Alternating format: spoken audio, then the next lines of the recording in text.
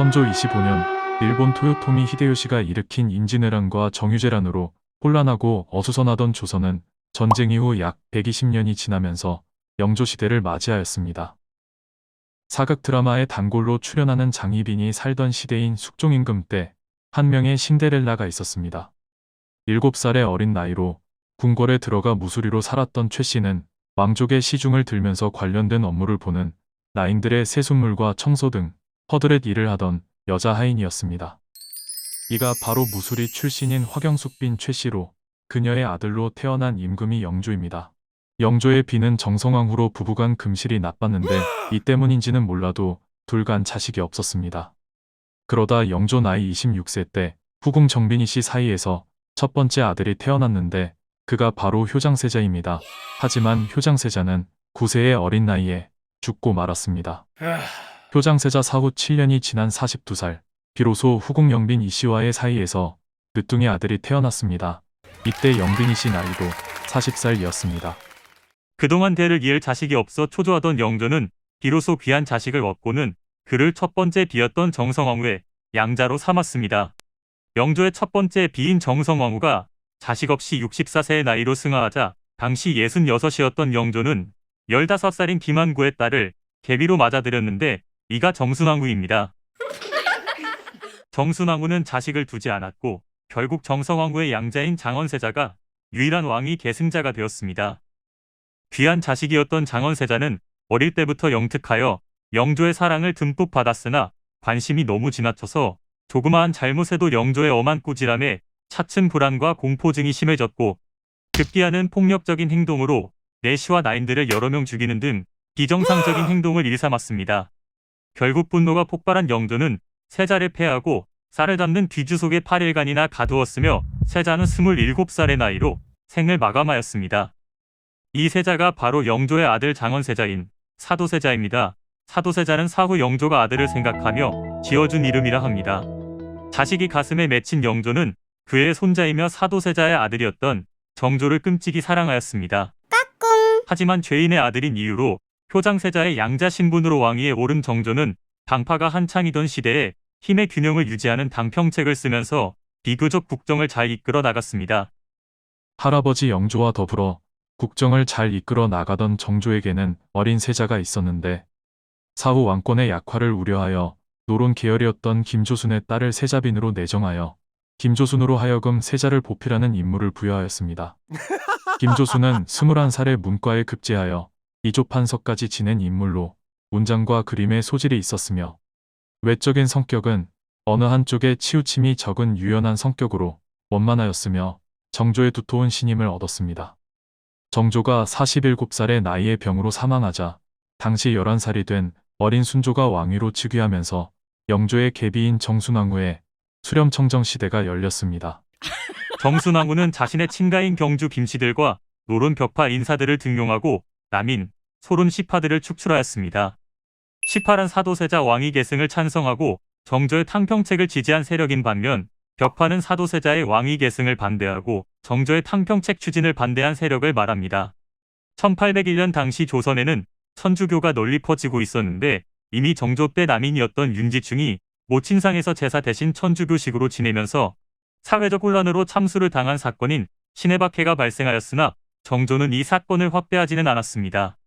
하지만 정조 사후 정순왕후 수렴청정 시대 정권을 잡은 벽파들은 정적인 남인 시파를 제거할 목적으로 천주교 탄압을 실시하였는데 이 사건이 신유박해입니다. 이 사건으로 천주교 신자 수백 명이 죽고 남인 시파로 천주교를 신봉한 이승훈과 김논수는 순교하고 정약용과 김련은 멀리 유배되는 등 다수의 남인계가 축출되었습니다. 하지만 정순왕후가 죽고 순조가 직접 정치를 시작하면서 순조의 비순원왕후의 아버지인 김조순을 중심으로 안동김씨 가문은 그동안 실권을 장악했던 노론의 벽파를 축출하고 권력을 다시 장악하기 시작하였습니다. 안동김씨 김조순이 세력을 장악하기 전까지는 여러 파들이 서로 정치적 권력 투쟁을 실시하는 붕당정치 성격이었지만 안동김씨 가문의 권력 장악 이후에는 특정 몇몇 가문을 중심으로 한 세도 정치가 본격적으로 막이 올랐습니다. 순조 27년 아들 효명세자가 아픈 순조를 대신해서 대리청정을 하였는데 이가 바로 익종이며 익종의 비는 풍양조씨 조만영의 딸인 신정왕후입니다. 익종은 영특하고 군주의 기질도 보였으나 그만 22살의 나이로 세상을 떠나고 말았습니다. 일찍이 아들을 잃은 순조는 효명세자의 장인 풍양조씨 가문 조인영에게 헌종을 잘 보필할 것을 부탁했습니다. 1834년 순조가 사망하고 8세의 헌종이 즉위하자 순조의 비이자 대왕대비가 된 순원왕후는 수렴청정을 통해 권력을 더욱더 장악하였습니다.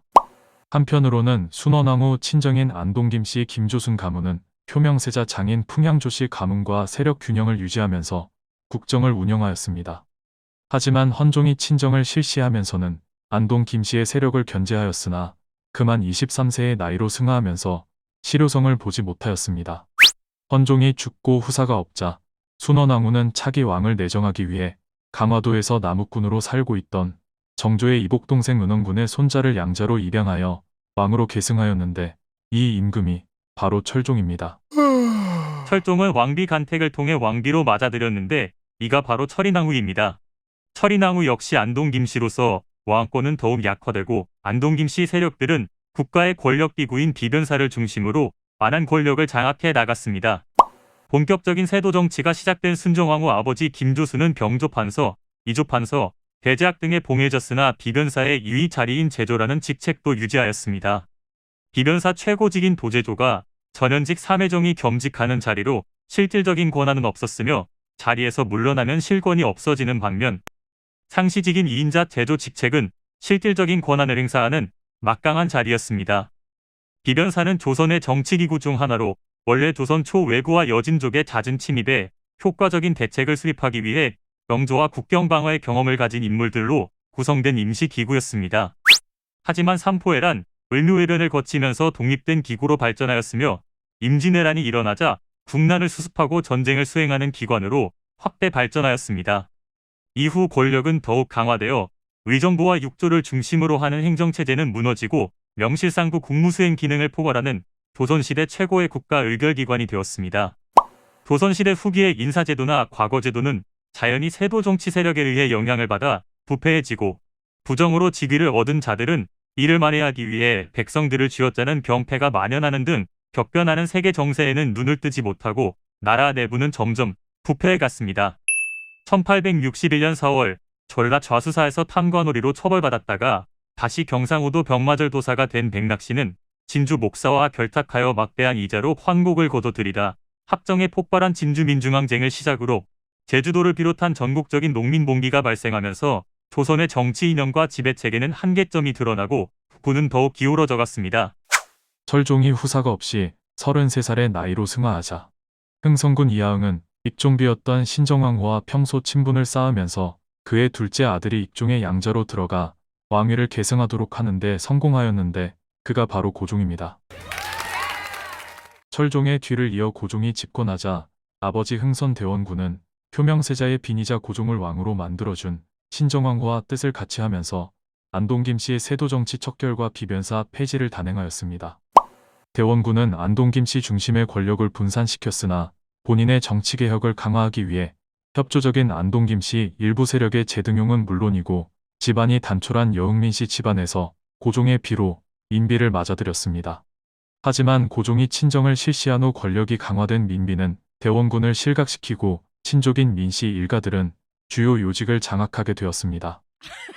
정조 이후 왕권이 약화되고 세도 정치와 부패로 국군이 기울어져 가던 조선은 세계 열강들의 제국주의를 막아낼 능력과 힘을 키우지 못한 상황에서 1897년 고종은 국호를 대한제국으로 바꾸고 자주 독립을 선언하였으나 결국에는 우리 역사상 가장 슬프고도 비극적인 일본 식민지 시대를 맞이하며 막을 내렸습니다. 권력의 최고 정점에 있는 왕실의 약화를 틈타 과도한 권력을 휘두르며 조선의 정치 사회를 문란하게 한 세도 정치는 권력욕과 그 밑에 부패한 관리들로 인해 백성들은 고통받고 조선의 체제는 무너져 버렸습니다. 한나라의 흥망성쇠는 시대를 떠나 반복됩니다. 우리는 조선의 세도 정치가 어떤 교훈을 남겼는지 여러분 각자의 생각에 맡기겠습니다. 이상으로 조선 후기 세도 정치에 대해 알아보았습니다. 시청해주셔서 감사드리며 유익하셨다면 구독과 좋아요를 눌러주세요. 제작에 힘이 됩니다.